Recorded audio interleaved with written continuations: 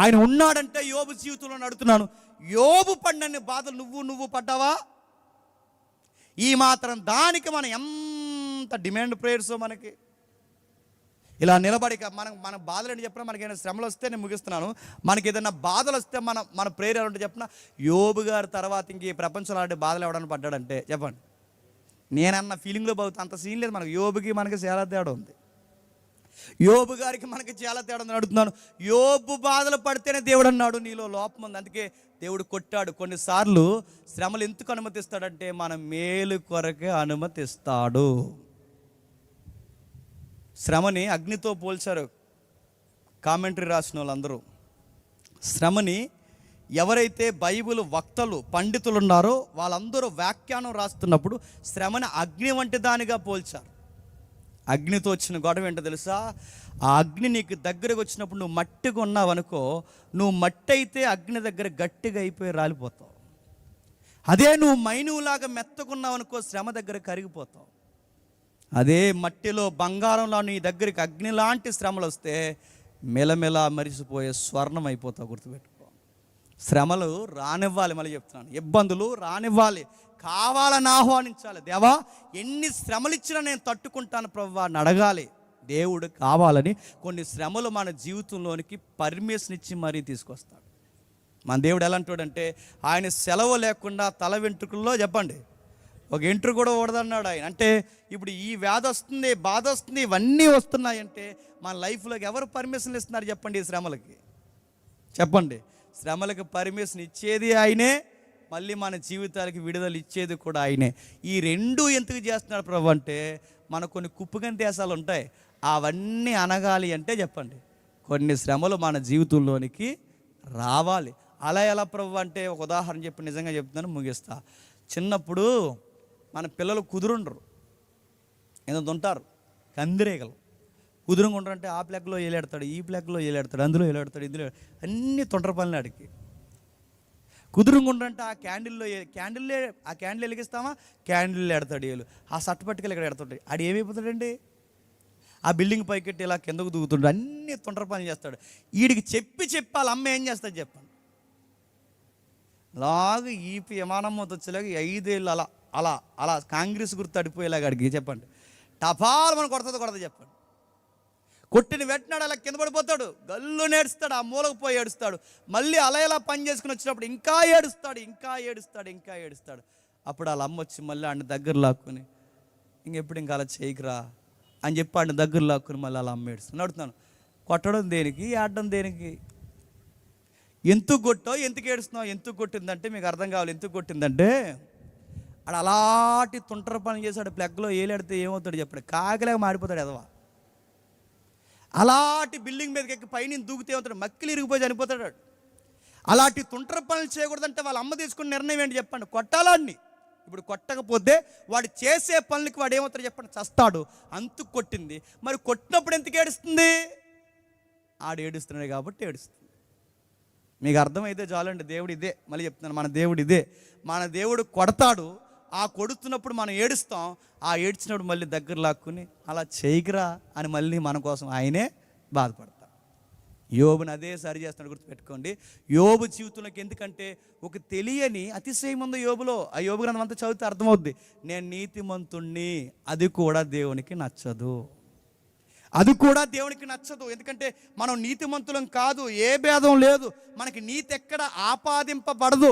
మనం నీతిని ఉచితముగా మనం ఎక్కడ మనము సంపాదించుకోలేం, మానవులకి అసాధ్యం. అది యోబులో ఎక్కడో తెలియకుండే, అది కూడా దేవుడు తీసేయాలనుకున్నాడు.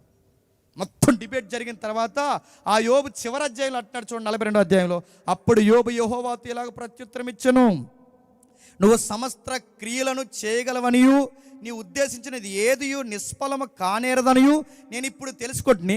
జ్ఞానము లేని మాటల చేత ఆలోచన నిరతం చేయవాడు వీడెవడు?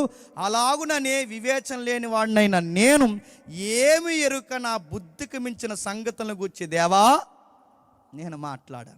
నేను మాట్లాడగోరుచున్నాను, దయచేసి నా మాటలు ఆలకించు, నేను తప్పు చేశానని ఒప్పుకుంటున్నాను. ఇప్పుడు చెప్పండి, దేవుడితో డిబేట్ జరిగితే కానీ ఎవరు ఒప్పుకోలేదు చెప్పండి. ఇది ఒప్పుకోవాలంటే కొడుకులు చనిపోవాలి, ఇది ఒప్పుకోవాలంటే కూతురు చనిపోవాలి, ఇది ఒప్పుకోవాలంటే దాసులు చనిపోవాలి. ఇదంతా జరగాలంటే తన జీవితంలోనికి శ్రమలు రావాలి. ఎందుకంటే ఆ పాపం కూడా యోబు జీవితంలో ఉండడానికి వీల్లేదు. నీకు నాకు కూడా దేవుడు కొన్నిసార్లు ఎందుకు శ్రమలు అనుమతిస్తాడంటే కొన్ని నేర్చుకో, మార్చుకోవాల్సిన ఏవో ఉన్నాయి, నేర్చుకో. అది సంసారమా, నేర్చుకో. అంతేగాని సంసారంలో బాధలు వచ్చిన వెంటనే ఈ మధ్య ఒక ఫ్యాషన్ అయిపోయింది, చచ్చిపో కుదిరింగా మళ్ళీ ఒక సెల్ఫీ వీడియో ఇలిగి పెట్టుకుని అమ్మా నాన్న వెళ్తున్నానే జాగ్రత్త పో, మళ్ళీ మాకు వీడియో ఎందుకు, ఇంకా అది చూసి మేము ఆడడానికి. సెల్ఫీ వీడియో, ట్రాక్ మీద కూర్చుని మళ్ళీ ఒక వీడియో, పురుగుల మంది దగ్గర కూర్చుని ఒక వీడియో, ఫ్యాన్ దగ్గరికి వెళ్ళి ఒక వీడియో, వాష్రూమ్లో కూర్చుని వీడియో. చచ్చేటప్పుడు కూడా సెల్ఫ్ సావలేదండి, ఆ సెల్ఫీ వీడియో. మళ్ళీ ఆ చచ్చేటప్పుడు కూడా నేను అంటున్నాను, ఏమన్నా అంటే చాలు క్షేమ సిట్టికి మండి చాలు. ఈ అప్డేట్ కోటలు కాపురాలు చేస్తున్నారా? వాళ్ళ అమ్మకు ఫోన్ చేసినట్టు వీడియో కాల్లో వచ్చేస్తున్నాను 5 గంటల బస్సుకు అందంట, వచ్చేయి ఎదవ సంగతి రేపు చూద్దాం, దిశా పోలీస్ స్టేషన్ ఆడ సంగతి తేలుద్దాం అన్నారు. నేను మాట అంటే తట్టుకోలేవు, ఏమి చేయలేని అడుగుతున్నాను. ఒక కాపురం చేయండి నీకు వస్తున్నా, మళ్ళీ నువ్వు క్రైస్తవురాలివి, మళ్ళీ అడుగుతున్నావు నువ్వు దేవుని బిడ్డవి, నువ్వు క్రైస్తవ స్త్రీవి. సంసారంలో ఈ బాధలే తట్టుకోకపోతే నీకు సువార్త ఏమర్థమైంది? వ్యాపారం చేస్తావు, ఏదో వ్యాపారంలో నష్టం వస్తుంది, వీడికి వ్యాపారంలో నష్టం వచ్చిందని బయటికి పోయి ఆ బ్రాండీ షాప్ దగ్గర నిలబడతావు, సిగ్గు లేదని అడుగుతున్నాను. బాధ తట్టుకోలేక తాగుతావా? నువ్వు బాప్టైజింగ్ తీసుకున్న ఆ సంగతి మర్చిపోయావా? డిఎస్సీ లేదో మార్క్ తక్కువ వచ్చిందని దేవుడిని అంటాను అడుగుతున్నాను. ఈ డిఎస్సీ కాకపోతే ఇంకో డిఎస్సీ కొడతావు, ఈ కాంపిటేటివ్ ఫీల్డ్ కాకపోతే ఇంకో కాంపిటేటివ్ ఫీల్డ్కి వెళ్తావు. ఆ మాత్రం దానికి దేవుడినే ఎద్దేవ చేస్తావా? శ్రమల్ని ఎలా ఎదుర్కోవాలి, ఎందుకు అనుమతిస్తున్నాడు? ఏమో నీకు నాకు ఏమి నేర్పించడానికి దేవుడు అనుమతిస్తున్నాడు. అది నేర్చుకుంటే కానీ మన జీవితానికి విడుదల రాదు గుర్తుపెట్టుకో. ఈ మొదటి రోజు విడుదల అంటే ఏంటని అడిగితే మళ్ళీ చెప్తున్నాను, ఇంక అన్నీ పోతాయి మీకు అన్నీ వస్తాయని నేను చెప్పను. ఆ స్పీకర్ నేను కాదు. మీరు కొన్ని మార్చుకుంటే కానీ ఆయన ఇవ్వడు. ఒక ఆవిడ అంటుంది, పప్పు వండిందంట, అలా ఆయన దగ్గర పెట్టి అడిగిందంట, ఎలా ఉందండి అని అడిగిందంట. ఆడ పైనుంచి కిందకి ఎలా చూసి నీ మొహంలో ఉంది పప్పు అన్నాడు. ఎప్పుడు ఎలాగని పప్పు యూట్యూబ్లో చూసి ఉంటుంది. ఆ పెట్టింది ఎలా ఉందండి పప్పు అంటే బాగాలేదు, ఎప్పుడు ఎలాగ ఎడుతావు, ఉప్పు ఎక్కి మొత్తం పప్పు అంతా ఉప్పు ఉంది అన్నాడు. అప్పుడు బయటకు వచ్చి అందట, దేవుడి వైపు చూసి చెప్పాలి కదా అందంట. ఎవరిని? ఇప్పుడు అర్జెంటుగా సింహాసనం మీద కూర్చున్న దేవుడు ఇలా ఆయనకి ఈవిడికి పప్పులో ఉప్పు కూడా ఎక్కువైపోయిందని ఇప్పుడు దేవుడు అర్జెంటుగా పరలోకం నుంచి దిగిపోయి చెప్పండి ఆ పప్పులో ఉప్పు తీసేయాలంటున్నాడు. అర్థమేంటి నీకు దేవుడు? ఈ దేవుడు ఏంటో మనకు అర్థం కావట్లేదు. ఆయనతో ఎలా మాట్లాడో తెలియట్లేదు. ఆ మధ్యకాలంలో ఒక పాప ఫోన్ చేసేది, దేవుడు దేవాలు చేయడం మానేసింది, నా నెంబర్ పోయింది. ఆ ఫోన్ చేసి ఇలా అంటుంది. ఒక రోజు ఏమంటుందంటే, అనియా రేపు నుంచి నేను డాడీతో మాట్లాడినా అని అంది. నేను అనుకున్నాను, ఏమన్నాడు మీ డాడీ అన్నాను. ఇంతకీ ఈ డాడీ కాదంట, ఆ డాడీ అంట. ఎందుకు మాట్లాడమ్మా అని అడిగితే నేను మాట్లాడినాను అండి. అదే ఏమైంది, ఎందుకు మాట్లాడమంటే 3 రోజుల నుంచి ఒక విషయం అడుగుతున్నాను అన్నయ్య, దానికి జవాబు రాలేదు, రేపు నుంచి నేను మాట్లాడినదంట. ఇప్పుడు ఈవిడి గారు మాట్లాడలేదని పరలోకంలో ఉన్న దేవుడు కంగారైపోతాడా? పొంగే సముద్రాన్ని పొంగకుండా ఆపేస్తాడా? ఇవే పిచ్చి మాట్లాడితే మళ్ళీ చెప్తున్నాను. నువ్వు దేవుడి మీద కోపం పెంచడం ఏంటి? ఆయన అర్జెంటుగా సింహాసనం వదిలి నీ దగ్గరకు వచ్చేయడం ఏంటి? ఇవి తగ్గించుకో. ఈ ఎక్స్ట్రాలు తగ్గాలనే కొన్ని మొట్టికాయలు మనమే చెప్పండి గట్టిగా వేస్తాడు, గుర్తుపెట్టుకో. శ్రమలు ఎందుకు వస్తాయి నేర్చుకో. ఈ దేవుడు ఏంటో అర్థంగా అప్పుడు ఇరిగి నలిగిన స్వరంతో మోకాలేసి, దేవా నా జీవితం ఏంటాయి అన్నప్పుడు నీకు ఒకటి చూపిస్తాడు. దాని పేరే కలవరి గిరి మీద తన కుమారుని యొక్క యజ్ఞయాగాన్ని చూపిస్తాడు. యోబు జీవితాన్ని చూస్తే నీకు ధైర్యం వస్తుందో లేదో నాకు తెలియదు, కానీ ప్రభు అయిన యేసుక్రీస్తు వారు పడిన బాధలు చూడండి. ఈ ప్రపంచంలో ఎవరైనా అంత బాధలు పడ్డారా? నీటి చుక్క లేకుండా ఆకాశానికి భూమికి మధ్య తన ప్రాణాన్ని ఇచ్చేశాడు తండ్రి చిత్తం కొరకు. ఆయన పడినన్ని బాధలు ఎవడో పడలేదు, ఆయన కాచినంత కన్నీరు ఎవడ కాచలేదు, ఆయనకి ఒలిగిపోయినంత రక్తం ఎక్కడ ఒలిగిపోలేదు.